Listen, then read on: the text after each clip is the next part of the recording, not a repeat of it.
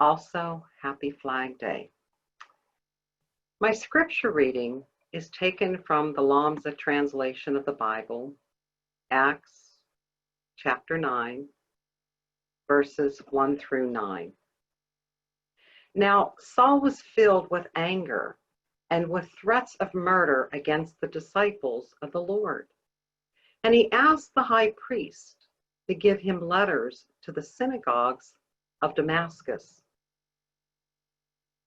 that if he should find anyone, man or woman, following this faith, that he might bring them bound to Jerusalem.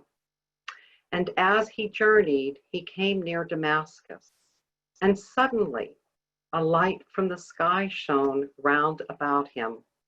And he fell to the ground, and he heard a voice saying to him, Saul, Saul, why do you persecute me?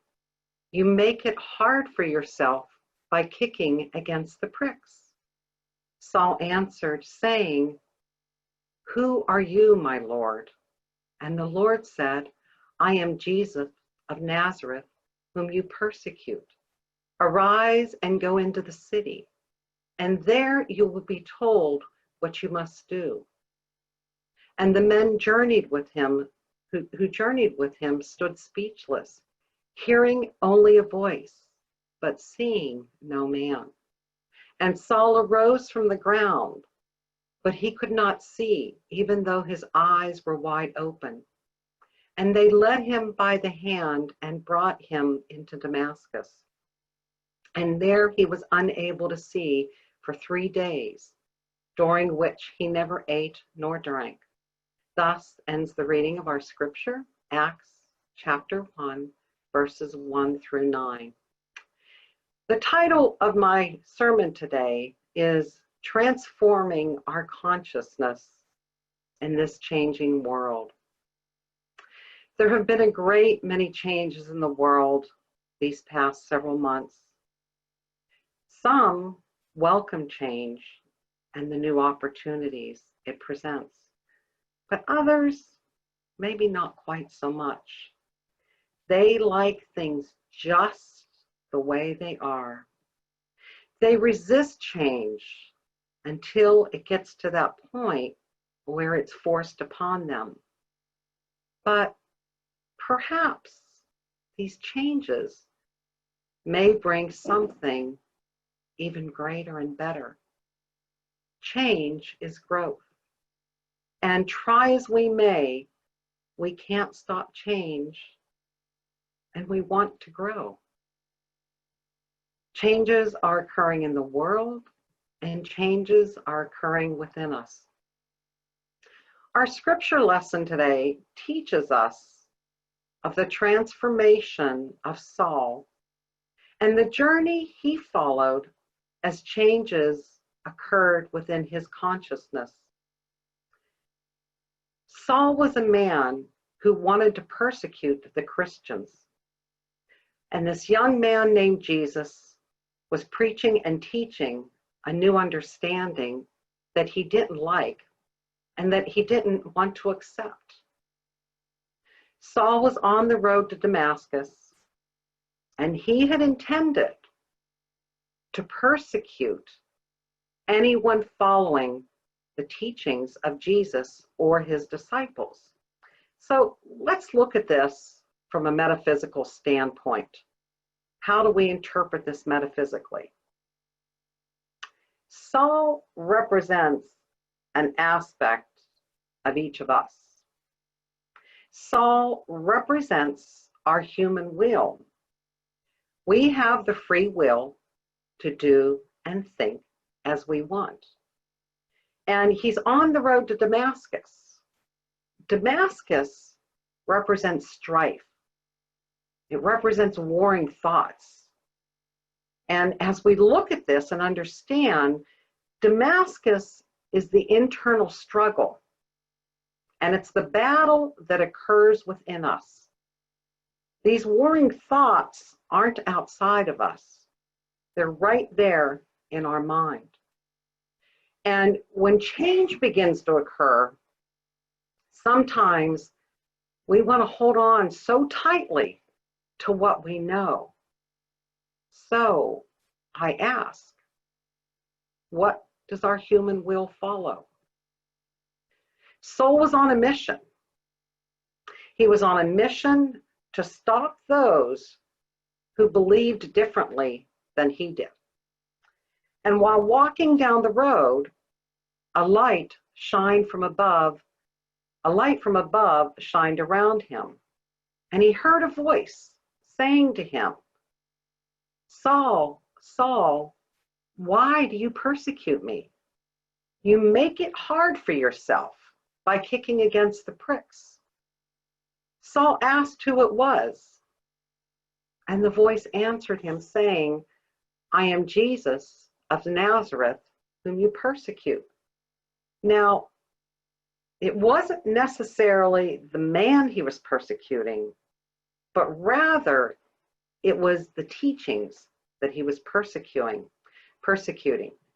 And when Jesus told him that he was making it hard on himself, he was speaking of Saul's resistance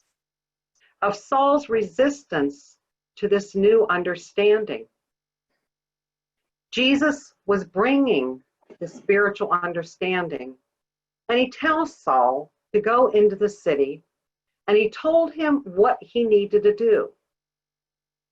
And even though Saul wanted to persecute Jesus and his disciples, Jesus and others were willing to help him. They were willing to help him through this change in consciousness. Scripture says, even though Saul's eyes were open, he could not see.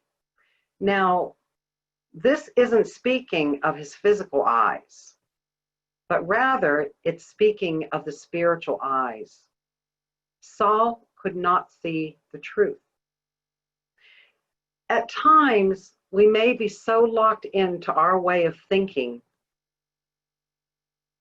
and acting that we cannot see the truth. We cannot see the new opportunities. And we get to a point where we just can't fight against these changes any longer, because they're going to occur regardless of whether or not we want them. It goes on to say that Saul was unable to see for 3 days. Now, as I look at this is what I refer to as this tunnel of transformation. It's that point in our life where we're neither here nor there. It's that void in between. And I think of this void as very purposeful. This transformation is beginning to occur in our consciousness, and it's that empty space where we can let go of that old way of thinking and clear our mind to accept the new. During this transformation, spiritual guidance will be available to us. You will find that people may be placed upon our paths to guide and encourage us. And in our lesson, a messenger was sent to help Saul. Ananias was told in a vision that he was to meet Saul and help him. And interestingly, Ananias didn't want to help Saul.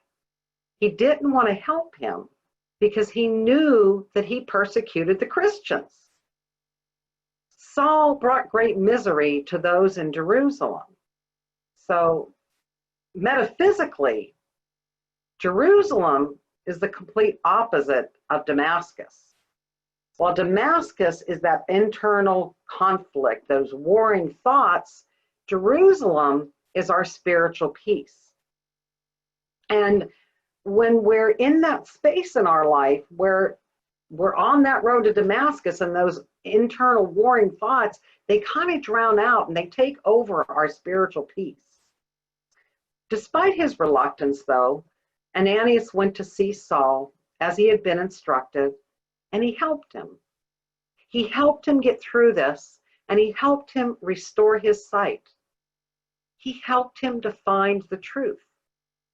Scripture says, from that time on, Saul preached in the Jewish synagogues concerning Jesus, that he was the Son of God. The transformation in his consciousness was so great that once it occurred, Saul changed his name to Paul. He changed his name, a complete 360. And he embraced Jesus' teachings. And even though he was not one of the 12 original disciples, he became a great advocate and a teacher of this new understanding. We learn from this lesson that we are continually evolving and growing. When we resist change, we resist growth. A wise teacher told me many, many years ago that if we don't make the changes necessary for our growth, the universe will bring these changes about in our lives regardless of whether or not we want them. It will get to a point where we have no choice any longer, and it's going to happen. 2020 has been a year of great changes. COVID-19 brought many changes which we couldn't envision when the ball dropped in Times Square on January 1st. It drastically changed how we do business, our economy, our day-to-day routine, and our lifestyles. And for many, this was not a change that we chose, but rather a change that was forced upon us. We ask ourselves, could this be the universe's calling card, telling us that it's time to make changes? Like Saul, are we being forced to bring about a change in our consciousness and a change in the consciousness of humanity? A few months ago, I spoke about the changes that would occur within us as a result of COVID. And I asked, who are you going to be when you come through it? We have now been in this tunnel of transformation for 3 months. Have we grown? And is our newly emerged consciousness living in Damascus or Jerusalem? Today, we celebrate Flag Day. More than 243 years ago, the Second Continental Congress adopted the flag of the United States.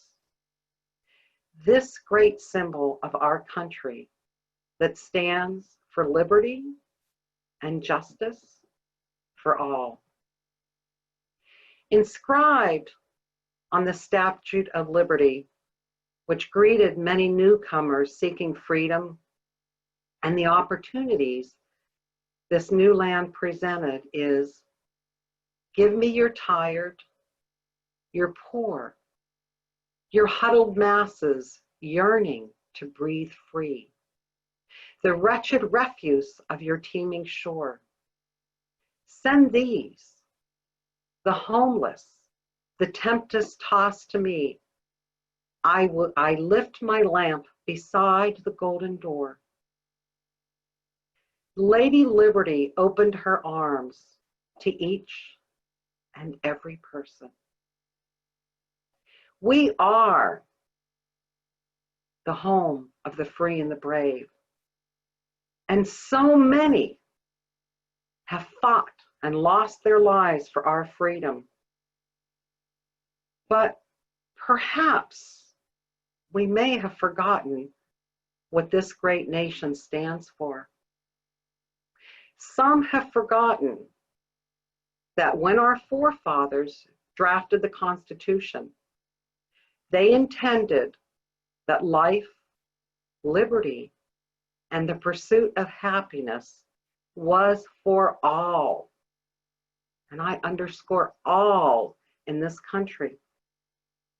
And when we lost sight of this, the universe put into motion changes so that it would be for all. We watched in horror as a man's life was snuffed out like a candle. His physical life may have been snuffed out, but the sacrifice that he made was a wake-up call for this great nation. We could no longer ignore what was happening to our Black brothers and sisters. It is time for a change, and this change is occurring. It is a wake-up call, and it is a time to unite and defend what this great country stands for. We are all created equal, and liberty and justice is for all. This year has been a year of great changes within and around us. But with this has come growth. Some of us may be experiencing the dark nights of the soul as we pass through this tunnel of transformation. That period where we feel lost and we are struggling with it all. Have faith. Have faith and trust, and go within to tame the warring thoughts and center yourself to find your spiritual peace.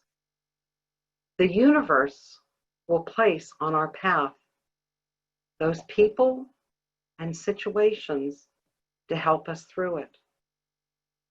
And as the truth is revealed to us, as it was to Saul, a complete metamorphosis in our consciousness will occur as we let go of these old ways of thinking and old ways of doing. Change is growth. Trust that the change that is occurring is for our highest and greatest good, and the highest and greatest good of this great nation. Embrace the changes and welcome the new opportunities. Many blessings to each of you, and from my heart to yours, namaste.